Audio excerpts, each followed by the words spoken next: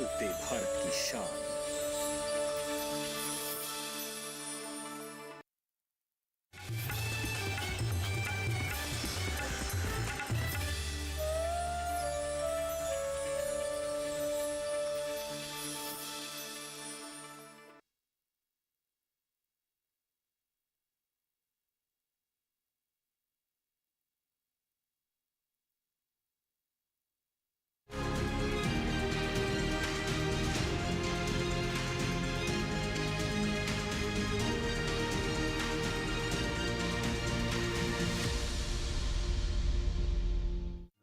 पीढ़ी दर पीढ़ी हमारे किसान अलग अलग स्पीसीज की अलग अलग वैरायटी इनको सहेज कर रखते गए और उसको विकास करते रहे। किसान की विरासत, धरती के वनस्पति संसाधन, एक अधिकार जिसका दुनिया भर के देश करते हैं सम्मान।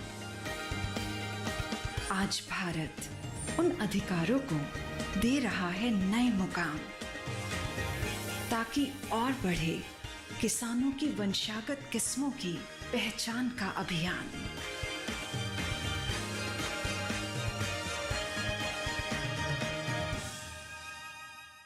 नमस्कार, स्वागत है आपका कृषि दर्शन में। आपके साथ मैं हूं अंटू सिंह।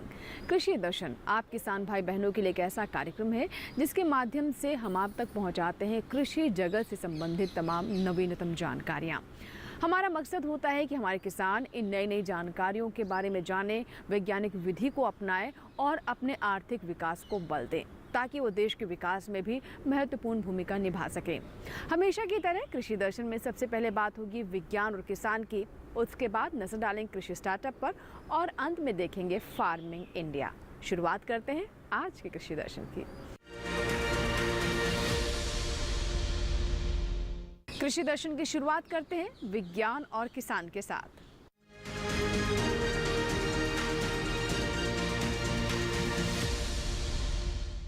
राजधानी दिल्ली में एशिया और प्रशांत क्षेत्र के लिए विश्व पशु स्वास्थ्य संगठन की क्षेत्रीय आयोग की 33वें सम्मेलन का आयोजन किया गया।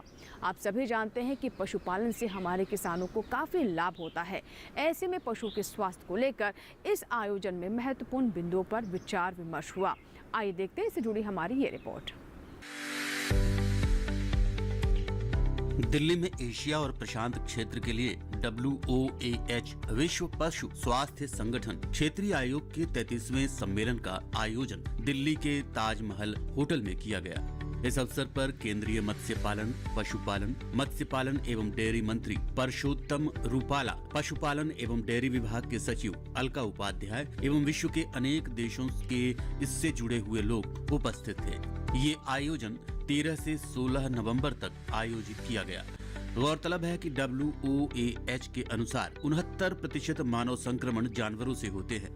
ये खाद्य सुरक्षा, सार्वजनिक स्वास्थ्य और पशु कल्याण और रोगाणुरोधी प्रतिरोध के क्षेत्रों में बढ़ती मांग को रेखांकित करता है। भारत सरकार ने वन हेल्थ अप्रोच का उपयोग करके पशुधन स्वास्थ्य और रोग नियंत्रण कार्यक्रम का कार्यान्वयन शुरू किया है।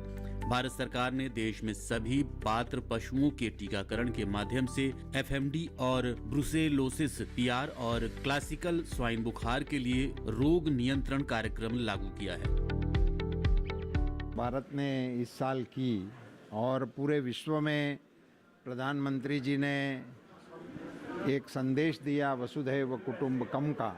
मैं मानता हूँ उसी श्रृंखला में ये 23rd हमारी WOAH की एक conference, regional conference of Asia and Pacific का मेज़बानी करने का हमको अवसर मिला। 22 देशों के प्रतिनिधियों ने इसमें हिस्सा लिया। वो वहाँ के वेटरनरी क्षेत्र के अधिकृत व्यक्तियाँ थी और इस प्रकार से वैश्विक स्तर के लोगों ने इसमें हिस्सा लिया। उनके DG ने भी प्रत्यक्ष रूप में मोनिक अलवा जी यहाँ उपस्थित रही और बहुत ही अच्छे माहौल में यहाँ डेलिब्रेशन हुआ, डिस्कशन हुआ और वे फॉरवर्ड आगे वन हेल्थ को केंद्र में रखते हुए सारी बातें यहाँ हुई हैं। मैं मानता हूँ कि इसके ज़रिए हमारे देश के पशुपालन को और हमारे पशुपालकों को ये इंटरनेशनल जो एक्सपीरियंस है उनका भी बेनिफिट देने के लिए हम सक्षम रहेंगे। मैं आपको बताते हुए मुझे खुशी हो रही है कि इन 90 देशों ने इसमें पेंडेमिक प्रिपेयर्डनेस के लिए अपने प्रोजेक्ट रखे थे, मगर वर्ल्ड बैंक की ओर से भारत का ही प्रोजेक्ट मंजूर हुआ है और ये हमारे लिए एक बहुत ही गौरवपूर्ण और गरिमापूर्ण बाबत है। आइए बात करते हैं मछली पालन की। 46% वैश्विक जलीय भोजन में मछलियों की हिस्सेदारी है, यानी मछलियां हमारी बढ़ती आबादी की स्वास्थ्य सुरक्षा, पोषण सुरक्षा और साथ ही साथ खाद्य सुरक्षा के लिए बहुत महत्वपूर्ण है। इसके अलावा अगर हम जल कृषि की बात करें तो उसमें भी मछली पालन का बहुत बड़ा योगदान है, उसकी भी काफ़ी बड़ी हिस्सेदारी है। मछली पालन को प्रोत्साहित करने के लिए भी लगातार सरकार की तरफ से कदम उठाए जा रहे हैं और इतना ही नहीं, हर वर्ष 21 नवंबर को विश्व मछली दिवस के तौर पर भी मनाया जाता है। आइए देखते हैं, इससे जुड़ी हमारी ये रिपोर्ट।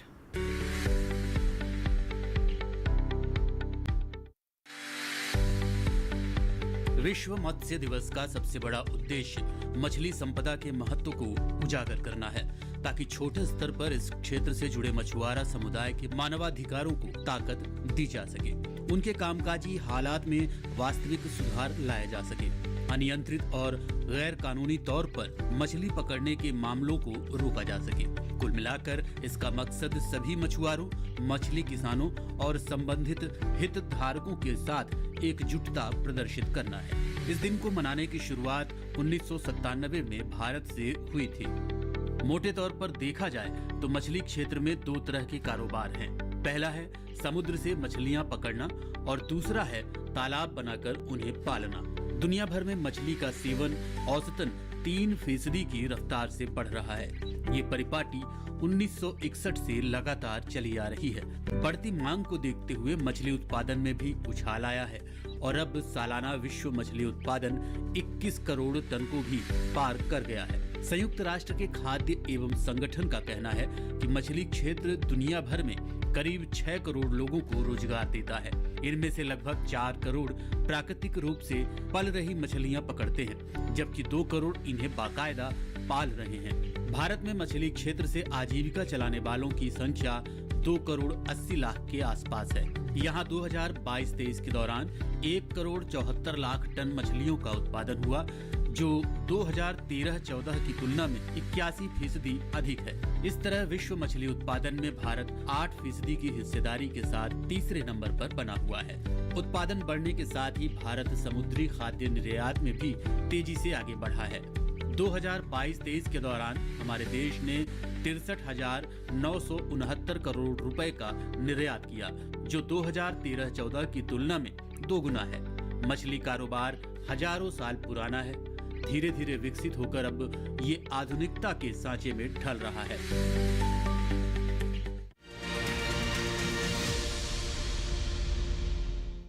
और आइए बात करते हैं अंतर्देशीय मछली पालन के क्षेत्र में सबसे बेहतर प्रदर्शन करने वाले राज्य की, और वो राज्य है उत्तर प्रदेश।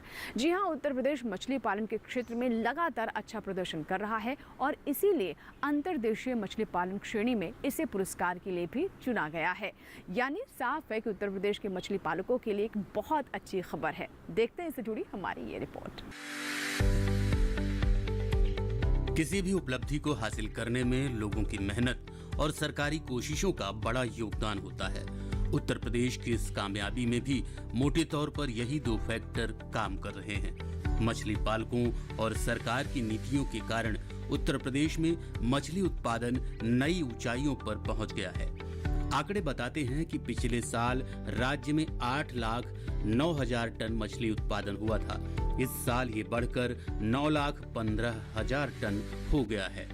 आपको ये भी बता दें कि 21 नवंबर का दिन विश्व मत्स्य पालन दिवस के रूप में मनाया जाता है।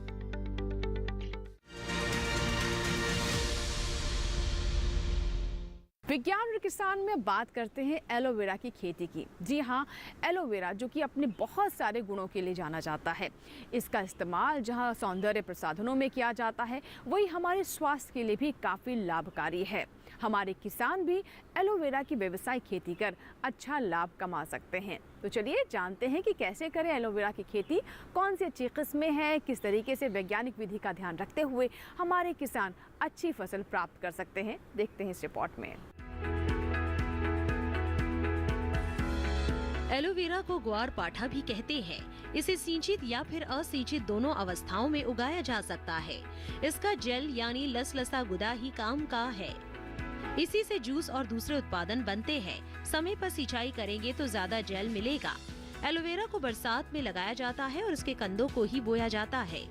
पौधों और कतारों के बीच 1-1 मीटर का फासला रखते हैं। इस तरह 1 हेक्टेयर में करीब 40,000 पौधे रोपे जा सकते हैं।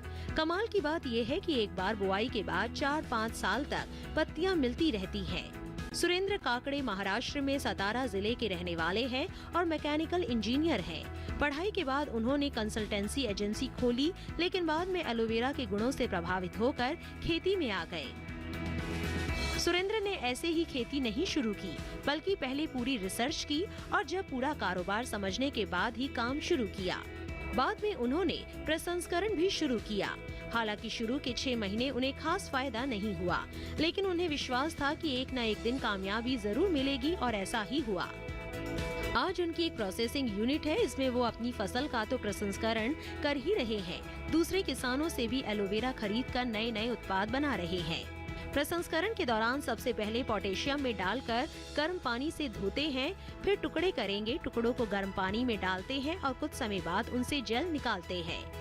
जूस निकालने के लिए जेल को ब्लेंडिंग मशीन में डालेंगे, फिर जूस को 70 डिग्री तापमान पर गर्म करेंगे। छानने के बाद इसमें प्रिजर्वेटिव मिलाएंगे और ठंडा करने के लिए फ्रीजर में रख देंगे। इस तरह से ये उत्पाद बनकर तैयार हो जाता है। अब इसका इस्तेमाल सौंदर्य और दवा बनाने में किया जाएगा। सिर्फ फसल उगा लेना और प्रसंस्करण के जरिए उत्पाद तैयार कर लेना ही काफी नहीं था, बल्कि ज्यादा कमाई के लिए अच्छी मार्केटिंग भी बहुत जरूरी है। सुरेंद्र काकड़े ने हर पहलू का बारीकी से जायजा लिया और बेहतर मार्केटिंग से कामयाबी के झंडे गाड़ दिए। फसल लगाने के बाद किसान आमतौर पर एक बार कटाई कर लेते हैं और बात खत्म। लेकिन एलोवेरा को अगर एक बार लगा लिया तो साल भर फसल मिलेगी और हर महीने कमाई होगी।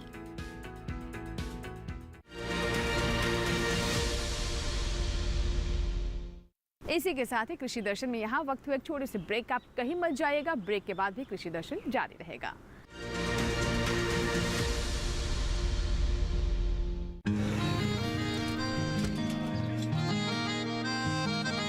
क्या बात है भाई, आजकल तो काफी खुश नजर आ रहे हो।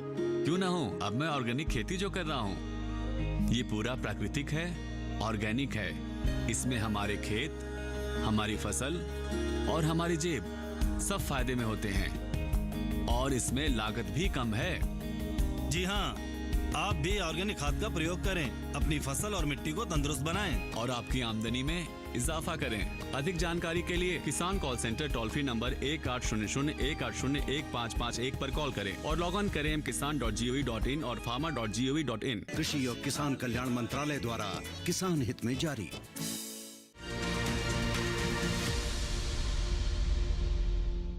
ब्रेक के बाद एक बार फिर आपका स्वागत है। आप देख रहे हैं कृषि दर्शन। आइए अब नजर डालते हैं कृषि स्टार्टअप पर।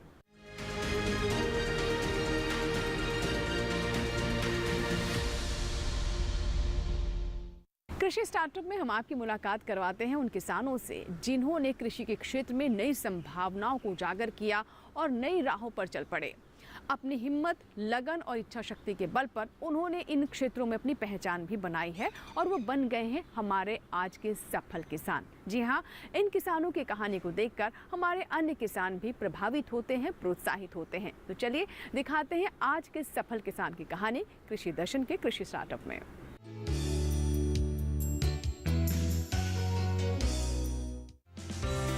हरे चारे में 65 से 70% तक नमी होती है। जब खेतों में इसे काटते हैं तो नमी कम होना शुरू कर देती है और 2-4 दिन में ही चारा सूख जाता है। साइलेज ऐसी तकनीक है जिसमें चारे की नमी और पोषक तत्व 2 साल तक बने रहते हैं। साइलेज ज्वार का भी बनाया जा सकता है, जई का भी, बाजरे का भी और मक्का का भी।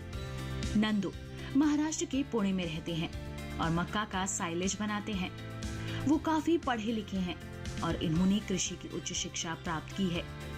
नंदू ने हालांकि नौकरी भी की, लेकिन बाद में अपना खुद का कारोबार शुरू करने का फैसला किया। आखिरकार 2018 में इन्होंने साइलेज बनाना शुरू किया।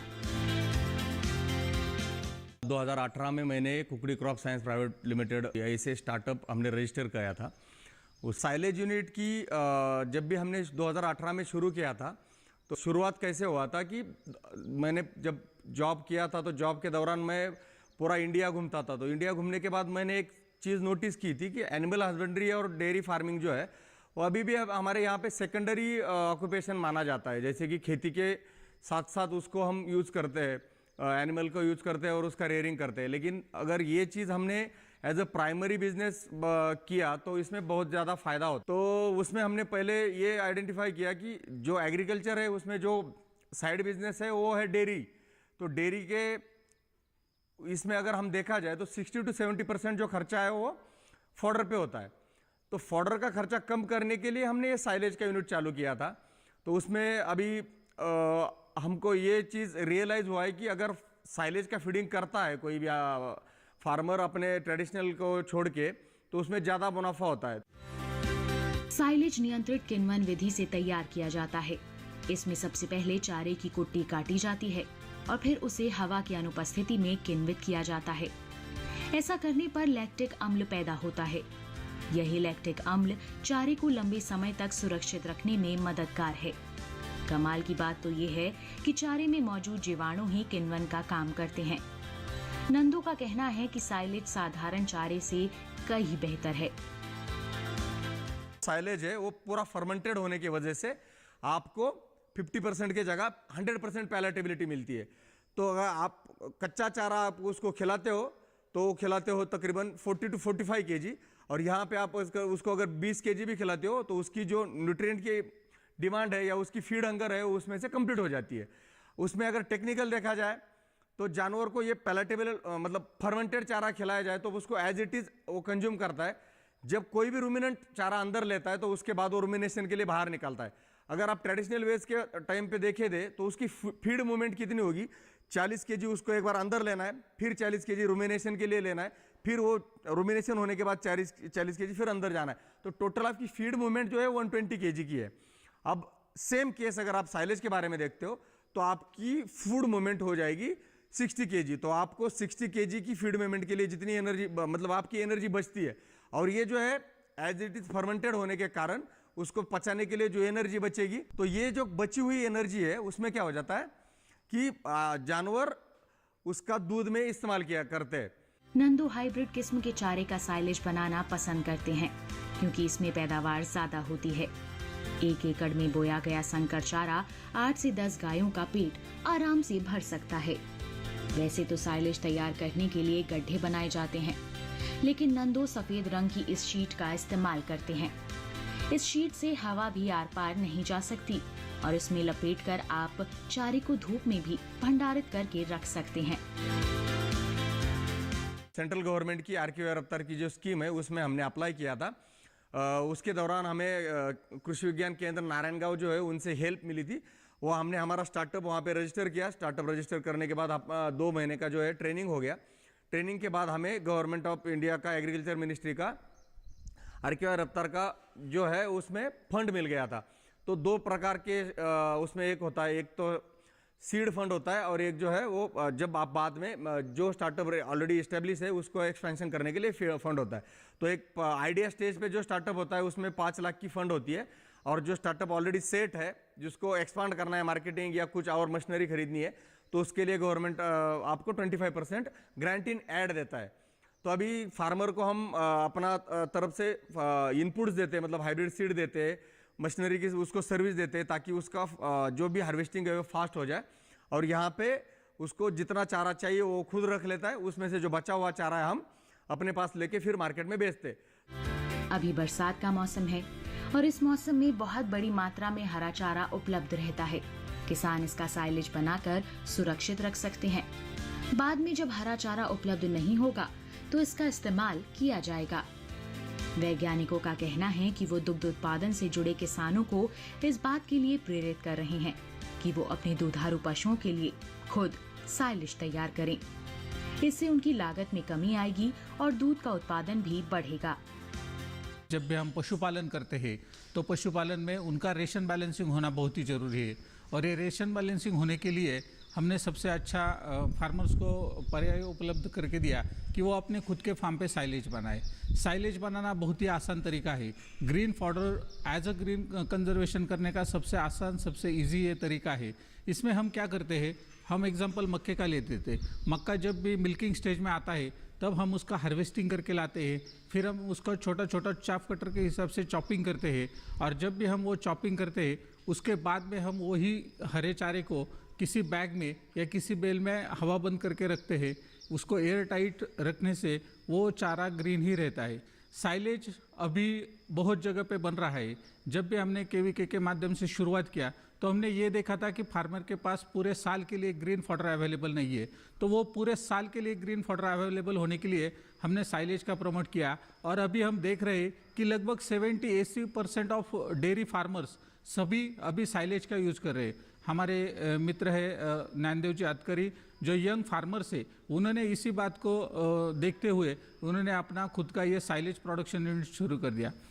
नंदो की साइलेज यूनिट से किसानों को भी फायदा हो रहा है। किसान उन्हें हरा चारा बेचकर अतिरिक्त आय प्राप्त कर रहे हैं। इसके अलावा उनकी यूनिट में कम से कम 25 से 30 लोगों को रोजगार मिल रहा है।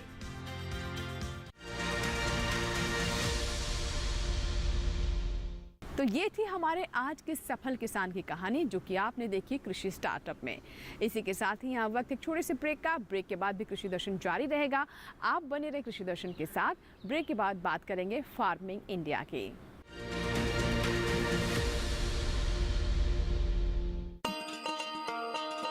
किसान भाइयों गांठ बांध लो, गांठ बांध लो, बात बहुत है काम की, समृद्धि के पैगाम की। मिट्टी के मिजाज को समझो, मिट्टी के हर राज को समझो, मिट्टी की तुम जांच कराओ, मुफ्त सॉइल हेल्थ कार्ड ले जाओ। कभी मुनासिब बीज लगाओ, सही किस्म की खाद ले आओ, जितनी जरूरी उतनी डालो, सही मात्रा खुद पहचानो, इसको अपना मंत्र बना लो, मिट्टी की सेहत तो जानो। बात बहुत है काम की, कम लागत अधिक वरदान की। किसान भाइयों गांठ बांध लो, आज ही मिट्टी की जांच कराएं। राज्य सरकार के कृषि अधिकारी से संपर्क करें और मुफ्त में सॉइल हेल्थ कार्ड पाएं। कृषि और किसान कल्याण मंत्रालय द्वारा किसान हित में जारी। ब्रेक के बाद एक बार फिर आपका स्वागत है। आप देख रहे हैं कृषि दर्शन। आइए अब नजर डालते हैं फार्मिंग इंडिया पर, जिसमें हम आपको बताते हैं सरकार की उन योजनाओं के बारे में जो कि विशेष तौर पर आप किसानों के लिए हैं। तो आइए नजर डालते हैं आज के फार्मिंग इंडिया पर।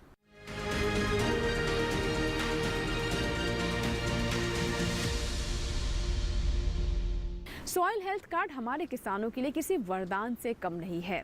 इस योजना के बाद किसान अपने खेत की मिट्टी की जांच कराने के बाद सही जानकारी प्राप्त कर पाते हैं कि मिट्टी में कौन से पोषक तत्वों की कितनी कमी है, किसकी कितनी पूर्ति करनी है, ताकि उन्हें अच्छी फसल प्राप्त हो सके। इससे न सिर्फ उनकी लागत घट रही है, समय बच रहा है, इसके साथ ही साथ मिट्टी की गुणवत्ता भी बेहतर हो रही है और अच्छी फसल भी वो प्राप्त कर पा रहे हैं। तो आइए जानते हैं सॉइल हेल्थ कार्ड के बारे में।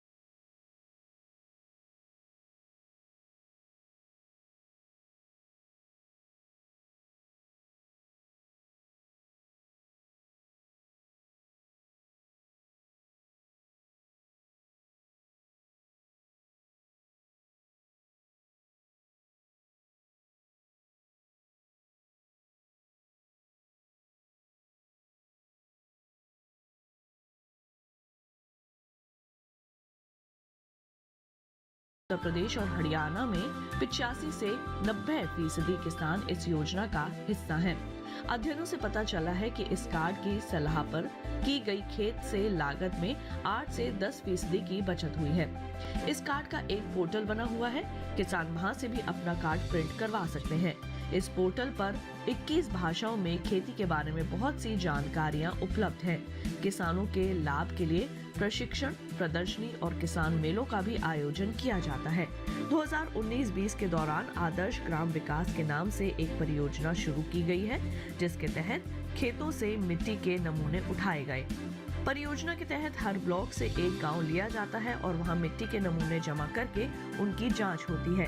इस तरह हर गांव में 1 हेक्टेयर रकबे की जमीन से नमूने लिए जाते हैं।